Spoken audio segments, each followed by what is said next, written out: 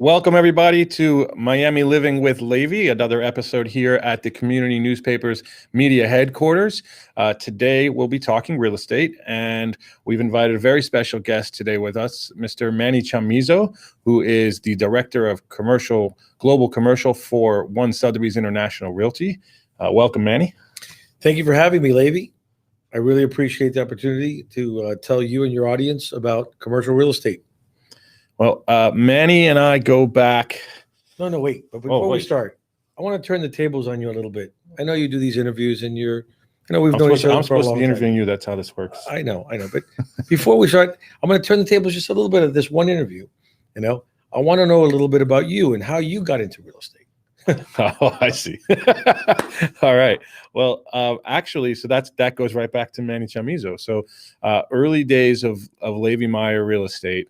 When I was searching for a place to hang my hat, I came to a brokerage in Miami called Fortune International Realty, where I met Manny Chamizo, who was at the time the managing director of the Coral Gables office. Yeah, some big title. Some fancy title. And we clicked, we vibed. I'd been to a lot of various different offices, been doing interviews. Right away met Manny and said, all right, this is a guy that I can work with. And from day one, what was it? Manny said to me, do you want to sell commercial or do you want to sell residential?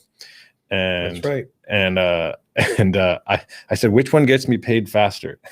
I said, do residential. Right? You're going to get paid faster. Actually, you asked me a different question. You said, which one can I make the most money in? How can I make the most money fastest? And I said, rob a bank. Yeah. That's how you make quick money. Yeah, that's how you make really quick money, but it won't last. So we ended up with real estate. Manny ended up telling me, he said, well, what kind of real estate? I said, the most expensive real estate I could sell. I want a luxury real estate. He says, great, waterfront. That's where you want to be. Targeted me specifically to go into the Coral Gables waterway. And it was days later, Manny and I were on a kayak, courtesy of Manny's kayaks. And we were kayaking the waterways, we have great photos from those days, actually. Absolutely. That was a really nice day. You learned a lot about the different types of real estate that are waterfront. You learned about davits and bulkheads and bridge. Yeah, everything from bridge heights to clearances to seawalls. We learned about tides and biminies and davits and lifts and various different docks. And then we created a dossier of waterfront real estate, where we just went out and targeted anything that looked like it needed a little bit of love, really starting with the stuff that was maybe on the lower end that could use rehab or maybe was at an entry-level price point. Maybe if somebody didn't have a boat out back or if they had a rusty old fence or a blue tarp, we were really just sort of targeting from the bottom up. And now thank God we've come a long way. Now we just went hard on a $4.225 million new construction house on the Gables Waterway on Friday. That's fantastic, Levi. Well, I must say, I'm very proud of you. The young man that walked into my office, kind of a little green, I met you, it's got to be 10 years. Almost 10 years now. 10 years. You've grown and matured very well. And I wish you all the continued success in your endeavors. I'm glad to hear that you're doing so well and that some of that rubbed off. All right. Enough about me. People know what this is my show. They know enough about me at this point. Tell us about Manny Chamizo. Sure. The commercial real estate megalomaniac, the guru. Well, I've been doing it 35 years. It's the only thing I've ever done as far as commercial real estate. I just don't think as flowery, as you guys do. My thing is very, very methodical. 2 and 2 is 4. There's no other way around it for us. We're very simple-minded people, to say that. We're very creative because nothing is really standard in our business. In 35 years, I've been active in just about every sector of the market: land development, industrial, multifamily, retail, hotels. So basically, just about every aspect. I've actually owned almost all of them as well. So I've kind of suffered through them in the downturns, and I've been successful in the upturns. I'm the global commercial director for One Sotheby's. One Sotheby's is part of the Sotheby's network, and we're worldwide. So we can sell a property in Brazil, we can sell a property in Paris, we can sell a property in Canada. wherever Sotheby's has an office. So tell me about what you're seeing in the Florida real estate market with specifics to commercial. And just for the audience, whoever may not be familiar with commercial real estate, it's easy to just put the brand commercial, but there are a lot of very specialized sectors of commercial, from retail to office to industrial, warehouse, land sales, high-rise development parcels. But I guess maybe with a little bit of focus to what some of your projects you're working on and what you're seeing in today's commercial real estate market in Florida. Well, I got to tell you, we are red hot. Not even red hot. I think we're white hot in Florida. Yeah. Anyone that's read the newspapers, the periodicals, everyone wants to be in Florida for a number of reasons. Our tax benefits obviously benefit everyone that's getting clobbered in these other states. Sorry, California. Sorry, New York. You keep paying taxes, and we'll just keep taking your residence. It's great. It really is. And I'm on Zoom calls almost 2 or 3 times a week with different investors that want to come down to Florida because of the fact that it's tax friendly.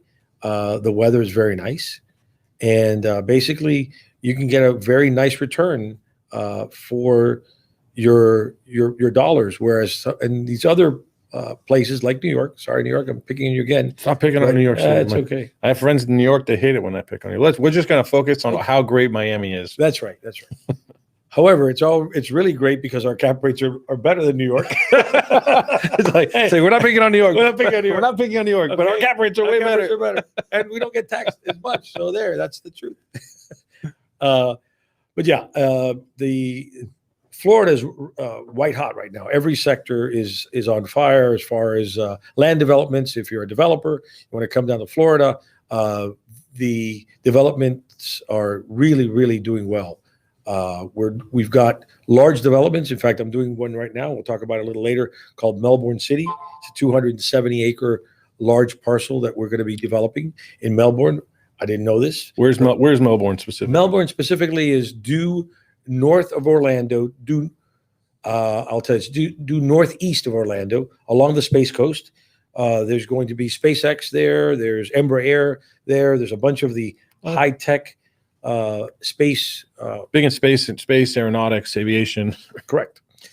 We'll talk about that in a minute, but it's not far from like where the Kennedy Space Center is. Correct. Okay. Correct. For those of you that are not Florida based, that is correct. That turned out to be the number one place right now that everyone's buying is actually in Melbourne. Unbeknownst to me, we've had that property on the radar now for about 5 years, and we decided that we were going to come out with it this year versus next year because of what's going on with Florida. But the market in general is hot. Everyone was scared about the pandemic and COVID and what it was going to do with the different sectors of the market. Being office, everyone said office, it's going to get decimated. Retail, it's going to get decimated. And the truth of the matter is all of those have bounced back very well. It could be a Florida effect. It also could be the fact that everyone has backfilled a lot of these other areas that they thought that were going to be completely empty. For example, office buildings. Office buildings were the first ones that everyone said, we're not going to the office. Okay, fine. A couple of months went by. And then all of a sudden, medical started to backfill all of the offices that we thought were completely empty. I had one specifically, and we thought, oh, this is going to be empty for a while. It's a 20,000 square foot building. And in no time, we filled it up with a surgery center. Interestingly enough, we had the same thing go with testing centers for medical. So medical backfilled a lot of these other offices that were going to be empty.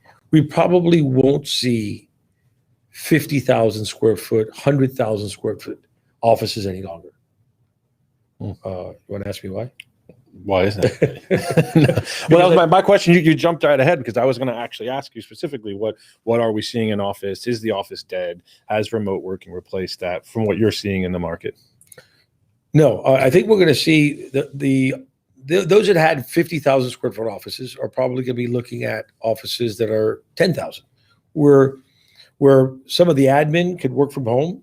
Probably some say more effectively, some say not, but the actual marketing and sales divisions have to have interaction. That's how we make our money. That's how we interact with people. And it's very hard to do that on a Zoom call. And you're not going to be able to be as efficient, especially when your children walk in and, Benjamin will walk in. Hey, what are you doing? It doesn't work. It doesn't work. I actually found it very difficult to work from home. A lot of people love it or thrive on it. I just can't. When I'm home, I want to spend time with the kids. The kids want to spend time with me. I want to make my way to the refrigerator one too many times. Definitely packed on the shelter-in-place COVID-15. I find it very difficult and distracting to be working from home. So for me, I was working in the office as soon as they opened back up and allowed us to have them there, to be in the offices. I was there, even when there was maybe me, myself, and maybe one or two other agents with Liz Hogan and Brett Eaglestein sitting in the office, and everybody else was gone. And then slowly but surely, everybody's trickling back in. But we're nowhere near full capacity. I remember speaking to you. You were going crazy. I mean, I pressure cleaned my house twice. I had nothing better to do. You helped me change the brakes on the bicycle I bought. You came over. We're buying stuff on OfferUp. Yeah, shelter in nothing place. To do. Shelter in who's place. buying real estate in the pandemic? Not then, but now, of course, we're seeing it all come back. But yeah, you got the right example. Everyone has now learned that those that can work from home will work from home, and maybe not as efficiently. I can't work from home in my boxer shorts and my T-shirt as efficiently as I am right now with you here, because we're dressed. We come out, we dress, and we're dressed to perform. That's part of our. And you look sharp today. Thank you. Thank you very much. On the other hand, and so do you. I, on the other hand, you can't see, but I have my work boots on. I was actually, prior to being here today, I had to tour a new construction building in North Beach, right on the bay. But yeah, we were out in the sun, and I have my steel toes on, and so I didn't have time to dress it up and clean. But that's real estate. That is what it sometimes takes. Sometimes, it's going to require when you're going and seeing a site, when you're on a site tour, or you're doing a development site, you put your work boots on and get out there. And other ways you're dressed to the nines. Well, I'm going to say that most of the time, we commercial guys are up on a roof, or we're touring properties, right? We're in the middle of nowhere, looking at just barren land and seeing what could be done there. Whereas you guys are, having a drink, almost like we're having right now. Cheers. This is the off-camera thing. This is the off-camera. Today's episode brought to you by Casamigos. Unofficially brought to you by Casamigos. But yeah, that's the job. Is sometimes we're climbing up makeshift wooden ladders to get and crawling over rebar to take videos for our clients in New York. And sometimes I'm standing inside a home, rotating through 11 buyers back to back on a Sunday because the market's on fire. But even on those days, I wish I were wearing sneakers. And we tend to dress a little bit more casually in Miami real estate, whereas our New York friends, unfortunately, we're going to talk about your pink shorts. Sometimes I wear pink shorts to showings. I sold I know you keep saying that. I showed a $22 million house yesterday in pink shorts, in flip flops. Wow. In flip flops. I asked my client, I was on the way, the kids are home for spring break. Right. And, I'm trying to balance. It's Hanukkah. They're off from school. We have friends in town. So we wanted to spend a little bit of time at the pool. So we ran over to the pool, had lunch at the pool at the Ritz-Carlton in Miami Beach, visiting our friends, the Rothmans from Newport. I'm sorry, not Newport, from Westchester outside of New York City. And we did a quick lunch, quick swim with the kids, and then I had to run back to go do a showing. So I sent a picture of myself to my client, said jokingly, should I come to the showing dressed like this? And he said, absolutely. We have to show these people that we're not, that money doesn't grow on trees around here. He says, let's be as casual as possible. Great. And so, yeah, I went in flip flops and a sun shirt. That's awesome. Which is not something you can typically do in most real estate, and not something I would typically do, but a very, very good buyer. And I think you have to just go with what the buyers feel comfortable with, what your sellers feel comfortable with. In that case, it made sense. And we do what we have to do to make that sale. He also was wearing flip flops, for the record. Oh, perfect. You guys were two peas in a pod. So you're seeing Miami.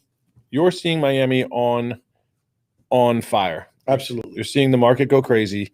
And you're specifically seeing that in which sectors? So you're saying office being replaced by a lot of medical? Retail is being filled as well. I mean, you can't cut your hair. By the way, you're getting a little shabby.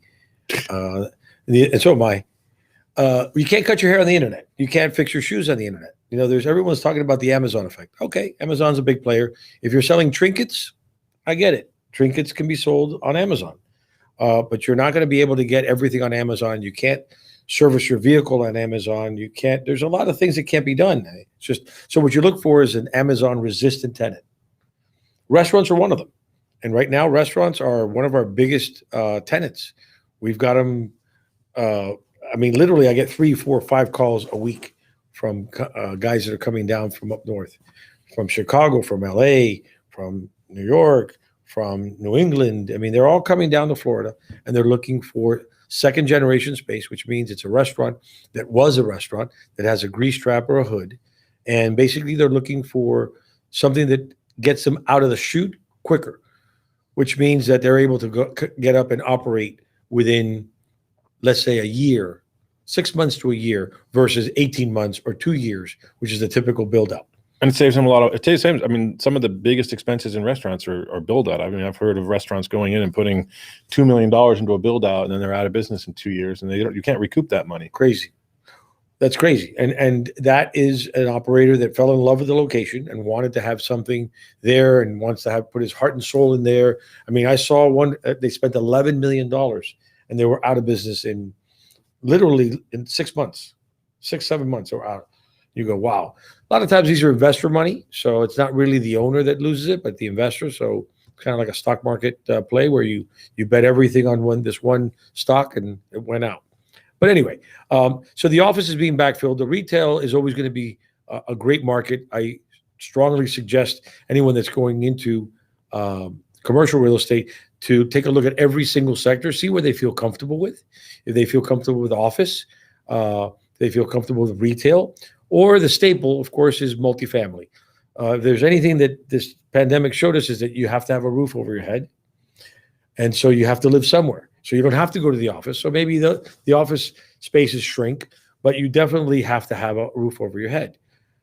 The only condition is in other parts of the United States, they've got all these rent controls and they have these eviction moratoriums. That causes a little bit of a stress when you're the landlord and you still have to pay your mortgage and they're not paying you the rent, but the garbage still has to get picked up and the water still comes in and you still got to pay that and you got to pay the house lights and all the other things that go with being a landlord. I happen to own apartment buildings, so I get to live that day in and day out. And I also own retail, so I get to live that day in and day out. But quite honestly, if I compare myself and our situation compared to the overall market, I think that we've done quite nicely. What are you seeing? What properties are you marketing right now? What do you have? I know you were telling us about the large parcel that you have in Melbourne. What is that? 200 and how many acres? It's 270 acres in Melbourne, Florida. It's really a planned community. It has single family homes, multifamily, which would be apartment buildings or apartment complex or condos. We have a school component. We have a hospital component. We have a retail component, which is going to be like a big box, maybe a Target or Publix. Although I just found out Publix said, no, we've got a store down the street, so I've got to find somebody else. We also have a medical campus as well as a K-8 campus. So this is a complete master plan community that is going to be in the center, the donut hole of Melbourne. And if we'll look at it one day. And since we were knocking Amazon a little earlier, this is their redemption shot at taking that space and putting a Whole Foods there. They can have a Whole Foods. I'll be happy. Yeah, sorry, Amazon. I didn't we take it back. Yeah, no, not all of it. Not all of it, because I got more retail guys than Amazon. But and by the way, I'm still not getting my stuff that I ordered. I ordered these same shoes that you complimented me on, and they're still on back order. But so you have that. And what's the price tag? What's the price tag on this planned community? Oh, the whole thing? Or are you selling? I mean, what? No, it'll be about that. Probably the whole sellout will be $280 million, something, or even north of that. Because a lot of that stuff is going to stay in-house. It won't get sold. It'll basically get leased out. So you'll do a land lease on a lot of these larger parcels. They don't get sold. Then I've got some multifamilies. I've got a really interesting one. You'll like this one. It's called Terrazas del Sol. It's in Bal Harbor. It's on 81st off of Ocean there. It's a great location. And a really nice, brand new 6-unit apartment. I went from this huge development to a nice, affordable one, right? It's a $5.5 million deal. 6 units, brand new. It's strapped with a lease for the next 5 years with a company called Sextant. Sextant does high-end short-term rentals, which is kind of interesting. So what they do is they pay you a certain amount of money, no matter what they rent it or they don't rent it, they're going to pay you on your 5 years, right? Now, they're going to maintain it. They're going to lease it on a day-to-day basis, month-to-month basis. They'll do whatever they furnish need to do. them up and rent them out short-term corporate housing. This is a 4-story product with a beautiful widow's peak overlooking the beach. Beautiful. And I've got that for sale. I strapped it with that same lease as soon as they got CO. And now the owners want to go ahead and cash it out on a 5.25% cap rate, $5.5 million.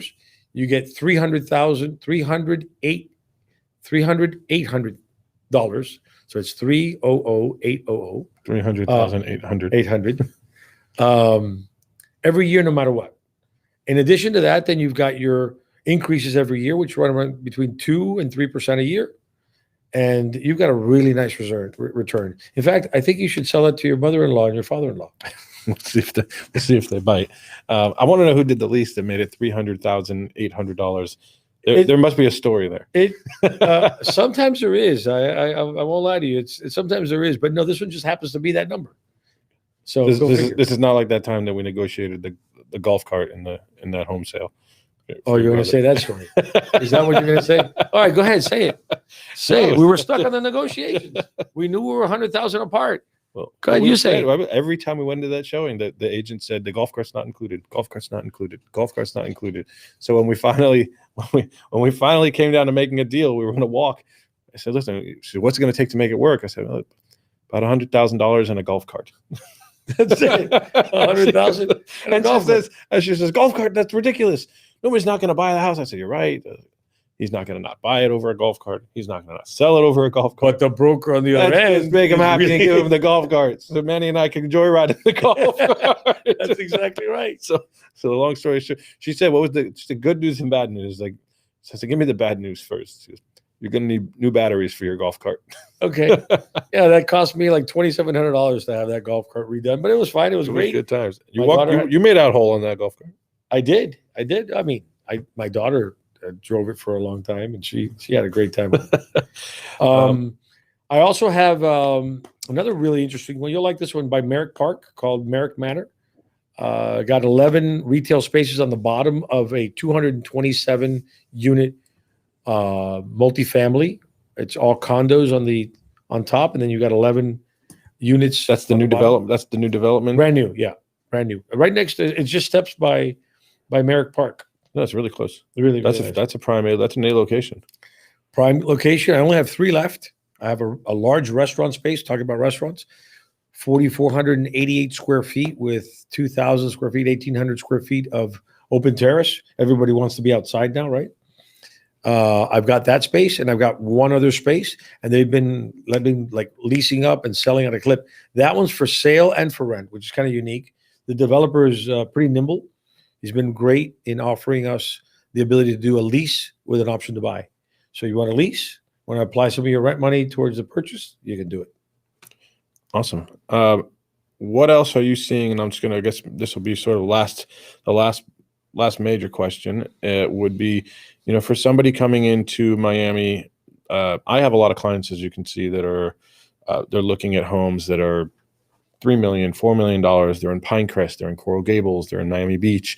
It's say mostly between $3 and $6 million. I have a handful of clients in the 15 and 20 range that are looking at waterfront properties in Coconut Grove and on North Bay Road.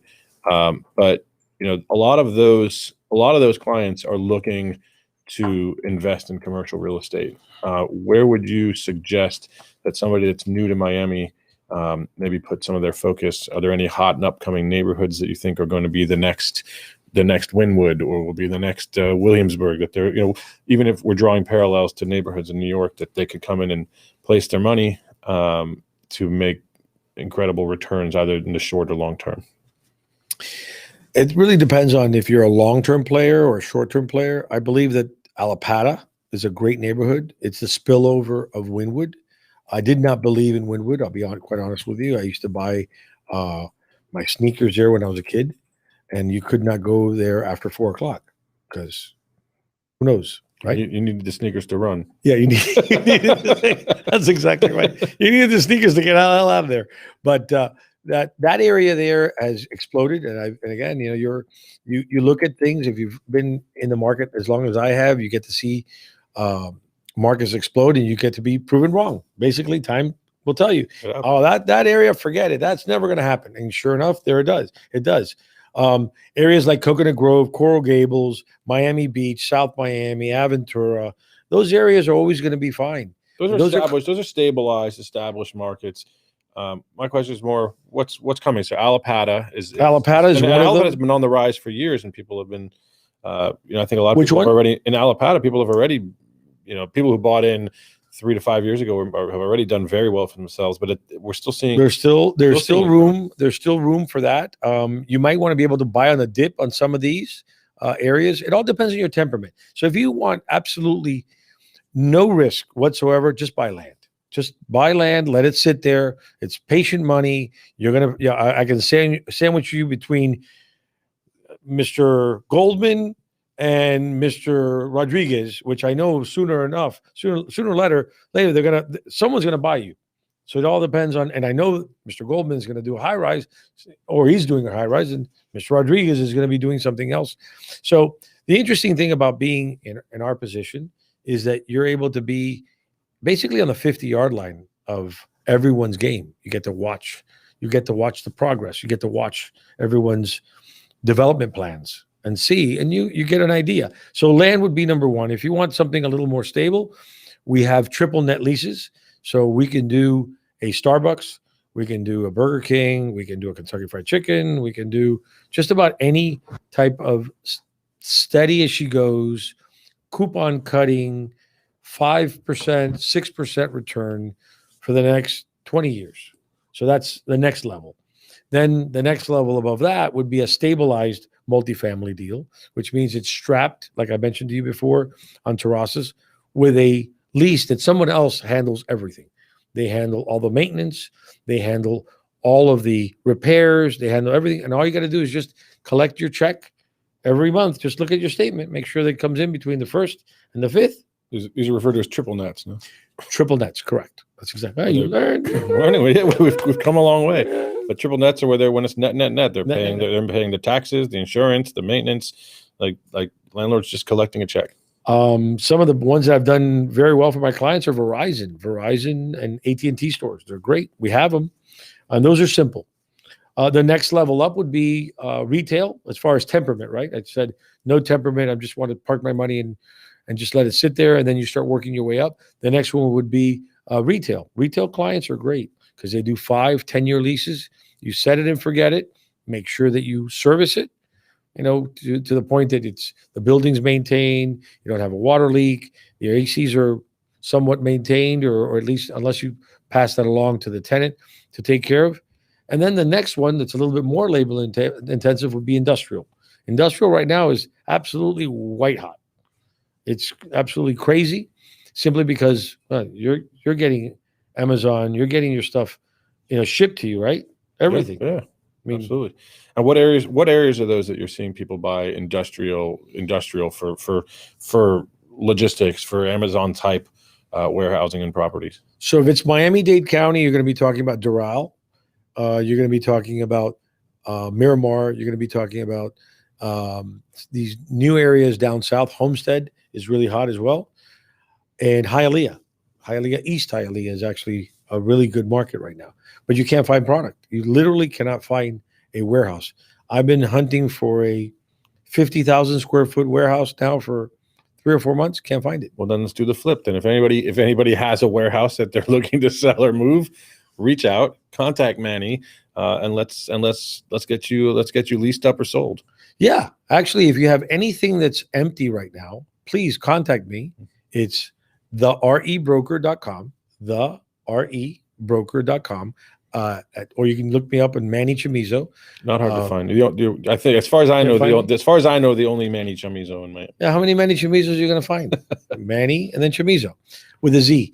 But anything that you've got that's available, if you want to sell, or if you want to buy, feel free to give me a call. Happy to answer your whatever questions. I'm happy to educate you a little bit on what's happening in the market. Levi, I mean, you've seen it happen. It happens. It really does. I mean, right now in Florida, just if it's empty, you got the wrong people. Oh yeah. No, right? anything that's ready to move in is moving. Stuff that needs a lot of work.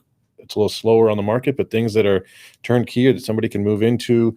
And I imagine the same being on the commercial side. Obviously, on the commercial side, people have to do a little bit more of their own customizations and build outs. But on the residential side, if you can move in, it's done. So we're telling people if we list it, we're going to sell it. There's no question. We can push pricing. We have to be reasonable, but there's or somewhat within the realm of reason. Right. But I see people listing it even what I would consider egregious pricing, and they're still getting bites. And if you're willing to make a deal, somebody's going to come up and take it.